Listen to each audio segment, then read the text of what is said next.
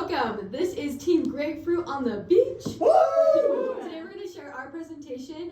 We did case study number 5, and we're just going to know how to get it started. I wanted to begin by just telling you a story about my friend Peter. This is Peter. He is 20 years old, and he is studying psychology at BYU.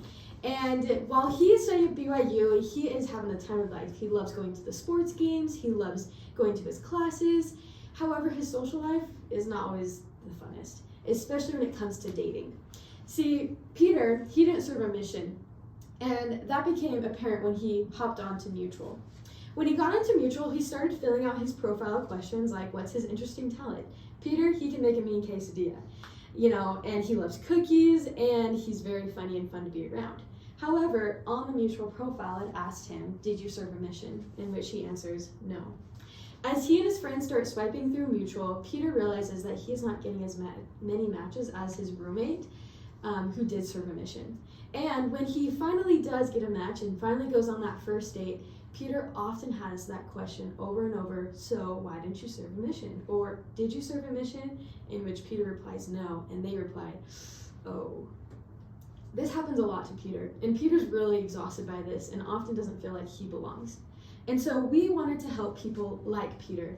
So today we are going to show you how we use the design thinking method to create a more inclusive environment for men like Peter. We are going to talk about these 7 different areas that kind of shows you our process in creating this design.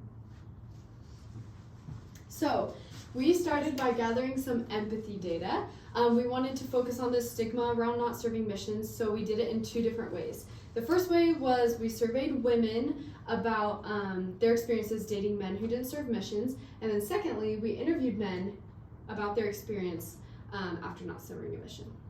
So, starting with the women, we conducted Instagram surveys, and we only specifically asked women who go to BYU about their dating experiences. We asked these questions. Where do you find most of your dates? While attending BYU, how would you rate the pressure you have felt towards dating? What percentage of the people you have dated are returned missionaries? Are you more or less likely to date someone if they have not served a mission? Would you ever treat someone different based on if they had served an LDS mission or not? And if you would choose to date someone specifically because they had or had not served a mission, please explain why. And these were the results that we got.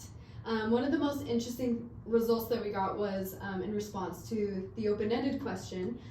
Someone responded, I would not intentionally treat them differently, but I probably do. And this reinforced the need that we saw to address this problem and to rectify the difference in the stigma about not serving a mission. Secondly, we gathered data from the men who hadn't served missions through interviews. So these were some of our biggest takeaways and pain points that they expressed throughout these interviews. Serving a mission doesn't determine whether someone is a good person or a bad person. A lot of mission pressure left a bad taste in a lot of their minds. You can still be an endowed, temple-going member of the church without serving a mission. And lastly, they expressed how much they disliked the qualifying responses that they would receive as people immediately judged them once they had heard that they had not served a mission. So, using this empathy data, we created a POV statement that reads, male BYU students who haven't served missions need to feel like they are accepted and belong regardless of their one decision, because they have felt excluded and outcast in school, church, dating, and social experiences.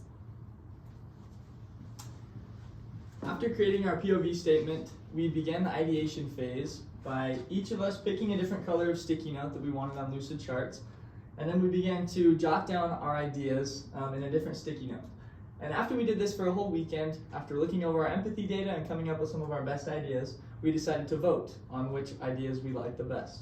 And as you can see, we have a very wide array of ideas, ranging from having a panel at BYU all the way to creating a documentary to create exposure for these people that don't serve missions.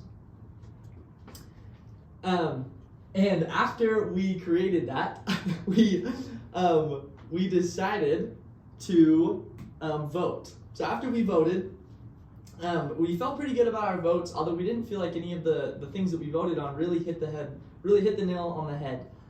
We had our POV statement, but we didn't really feel like we were really getting our point across. And so after thinking about it for another weekend, we decided to create a portion in the church's life help section entitled Not Serving a Mission, as a resource where people who didn't serve a mission can turn to get help and other resources. So let me tell you more about this prototype. We started by coming up with different questions that would be very common for either individuals who hadn't served a mission or for people who were supporting others who hadn't served a mission. Just things that would probably be on their minds already to be able to address. So we came up with about 5 questions. We narrowed it down to 5 questions each, and then some research looking at different talks and scriptures and quotes and stories. So that this is some of the research that we compiled, just making sure that we could have adequate answers and be able to help them with their needs. Next, we did the actual design of the prototype. This shows the new section that we created. We titled it Not Serving a Mission. We decided to just mimic the design of Gospel Library app already because we figured it was important to not create excess emphasis or not enough emphasis on this topic. Just figured we should make it the same. And then we had 2 different sections, and these are some of the questions. This shows a little bit more of the design. We included pictures, and we basically just mimicked exactly what Gospel Library does. And some of the questions we answered for individuals who are just staying faithful. How can I serve the Lord without serving as a full-time missionary? Am I considered unworthy if I don't serve a mission? How do I tell my parents or friends that I'm not going to serve a mission? And how do I navigate conversations about serving? So next we'll talk about some of our testing results and the feedback we got. Awesome. So for our testing, we decided to show the prototype, the actual app that we designed to individuals who did serve missions and those who did not as well. And we really got some great feedback, both positive and constructive. We broke up our feedback into 3 different categories: design feedback, content feedback, and then some ideas in ways we can incorporate Preach My Gospel. So first, design. People loved the overall design of the app. They loved the pictures. They said even add some more pictures. They loved the different headings with the different questions. And they gave us the idea to link more resources to each of the pages for other resources that people can go to. Content, the biggest feedback that we got about the content is people really loved how much all of our resources were centered on the doctrine of Jesus Christ and loving everyone and caring for everyone. We also got some great feedback about verbiage that we use. For example, not using the phrase staying faithful because that implies that individuals are not faithful. And then finally, incorporating Preach My Gospel. We had a great idea given to us to think of ways that we can incorporate Preach My Gospel principles and show that you can use these principles whether you served a mission or not in your everyday life. And then also some overall diversity, equity, and inclusion feedback. Overall, people felt that the experience of going through the app was very inclusive. Some ideas to change the name of Not Serving a Mission to something more inclusive, make individuals feel more included and less like a separate group, and then also give some other links to sharing the gospel that's already in Preach My Gospel, or already in the Gospel Library app for individuals who didn't serve missions as well. So lastly, we'll talk about what we'll do moving forward. One of the things that we have talked about is emailing the church our prototype, and the reason being is that the church is the only organization that can actually change what's in the Gospel Library. And so in doing this as well, we know that our prototype needs work still. It's imperfect, but it shows the leaders of the church that that there is a group of people who haven't served missions, specifically men, who do not feel included. And so showing them that we have talked to people and we've come up with this idea can help people be more inclusive within the church. And we also will move forward just having a greater awareness of our own biases and becoming an ally. And so the personal insights that we've gained, that there are more groups of people than we realize who are feeling that they don't belong or feel respected for who they are.